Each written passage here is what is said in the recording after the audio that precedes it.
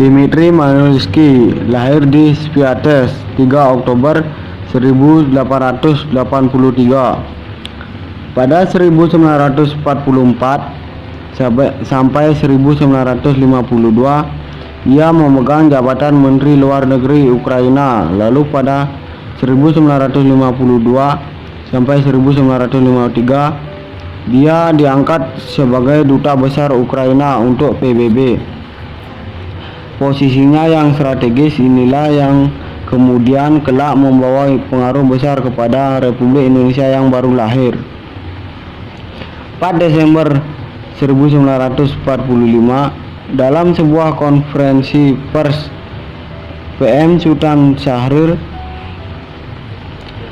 menyatakan bahwa campur tangan PBB adalah jalan terbaik untuk memecahkan soal Indonesia.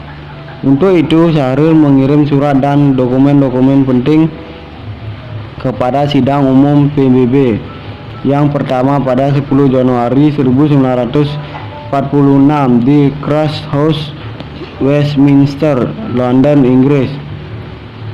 Mengenai tuntunan Syahrir tersebut, Menteri Luar Negeri Belanda Eelco van Clevens yang turut hadir dalam sidang menerangkan bahwa usul pihak Indonesia agar permasalahan tersebut dibicarakan dalam sidang Dewan Keamanan atau DKPBB hanya dapat dilakukan jika usul itu didukung oleh satu negara anggota PBB.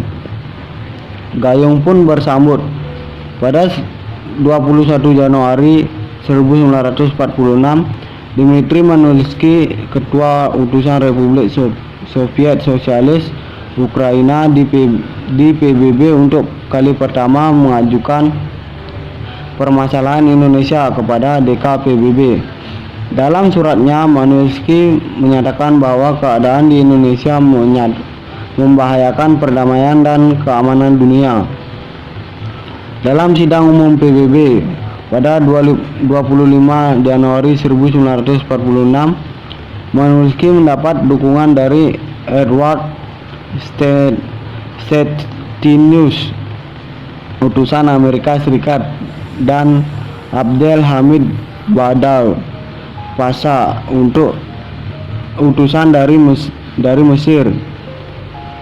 Sidang DKPBB terkait Indonesia berlangsung alot selama 6 hari, 7, 9 sampai 13 Februari 1946. Dalam setiap sidang, Manusky bersikukuh dengan pendapatnya bahwa Indonesia dalam keadaan berbahaya sehingga PBB harus campur tangan.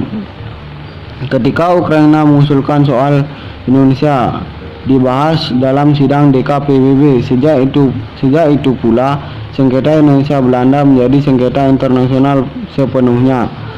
Pada bulan Mei 1948 dilakukan perundingan antara Duta Besar Uni Soviet untuk Cekoslovakia M. Silin dengan Suritno dan disepakati untuk menjalin hubungan kedua negara pada tingkat konsul.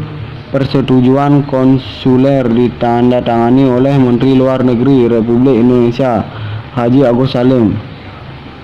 Ini menunjukkan adanya hubungan antara Indonesia dengan Uni Soviet pada masa revolusi di Indonesia.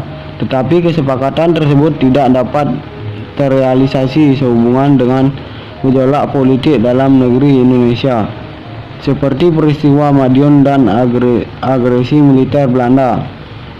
Pada akhirnya ia meninggal pada tanggal 22 Februari 1959.